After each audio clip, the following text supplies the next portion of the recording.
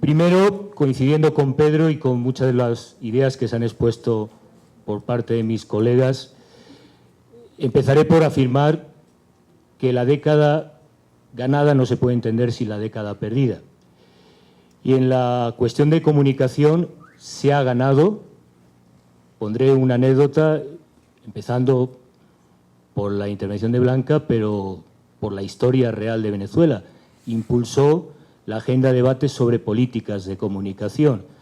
Nuestro colectivo de académicos de ULEPIC, de pensamiento crítico en comunicación, asistimos justamente en esa fecha del revocatorio, creo que estaba de ministro Chacón en ese momento, para hablar de la ley de responsabilidad social, y organizamos el Congreso de ULEPIC en Caracas, en el contexto revocatorio, para apoyar una primera medida, como el caso de Telesur, una apuesta visionaria de Hugo Chávez de plantear la disputa de la hegemonía, la disputa de la comunicación, no exclusivamente en clave nacional, sino con una visión bolivariana, regional, latinoamericana, y eso es importante. Y eso, desde el punto de vista de la comunicación, es una década ganada. Después vinieron muchas regulaciones en la región, pero en Venezuela hubo una apuesta de disputa, un aprendizaje con el golpe mediático del 2002 y, por tanto, una voluntad política explícita, clara y concreta de construir políticas de comunicación. Dicho esto, también señalaría que estamos o hemos perdido la guerra mediática. Y esto no tanto por falta de voluntad política, sino por la complejidad de un sistema internacional. Hagamos historia, se hablaba de Bandung, se hablaba del movimiento de países no alineados, yo señalaría NOMIC, Nuevo Orden Mundial de la Información y la Comunicación, Informe McBride, 1980, por primera vez los países del tercer mundo, en la UNESCO, en el Sistema de Naciones Unidas, proponen una alternativa democrática. Y como ha dicho la embajadora, ¿qué hizo Estados Unidos, junto con Inglaterra y otros socios?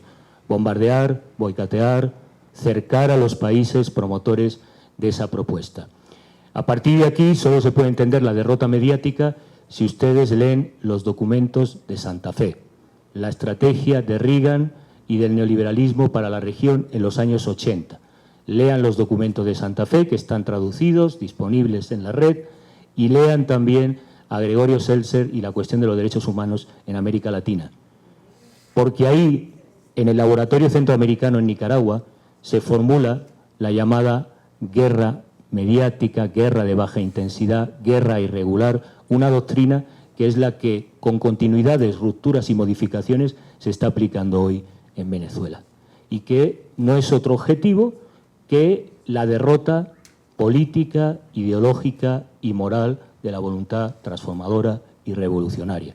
La ideopolítica que se formula en ese laboratorio de Nicaragua, la guerra mediática y global que se experimenta en ese laboratorio centroamericano, va cobrando forma en el Instituto de la Escuela de las Américas, Instituto del Hemisferio Occidental, hasta llegar a nuestros días.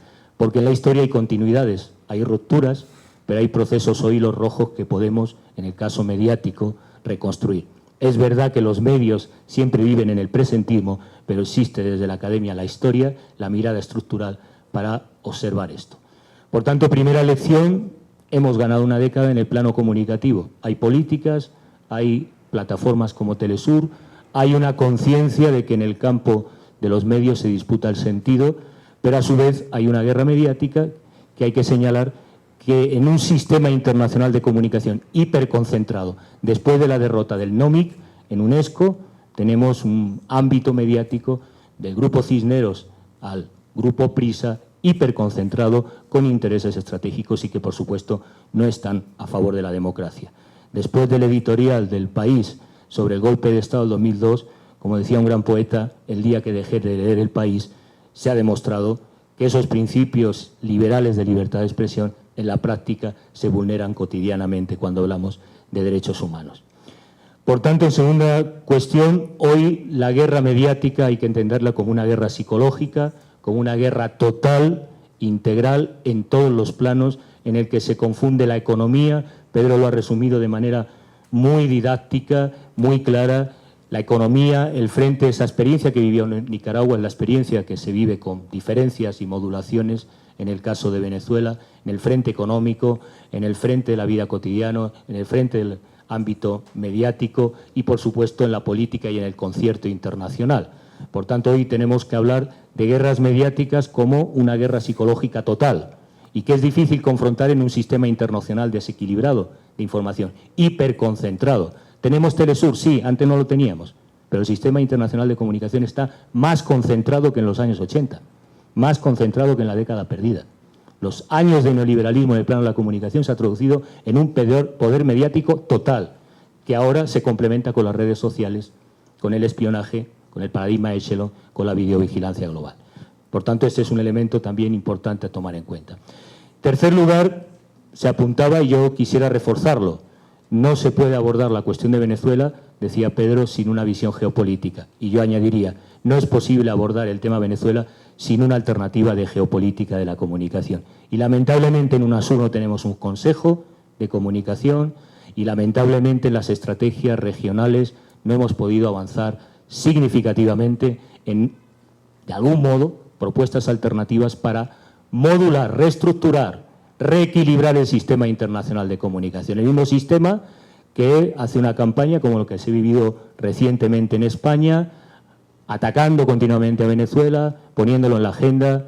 No voy a detenerme mucho en ello, lean el magnífico libro premiado de nuestro colega Fernando Casado, porque tiene ahí un relato no solo de los medios españoles, sino los medios latinoamericanos agrupados en el Grupo de Diarios de América y en el papel de la Sociedad Interamericana de Prensa, la patronal de los medios y periodistas de la región.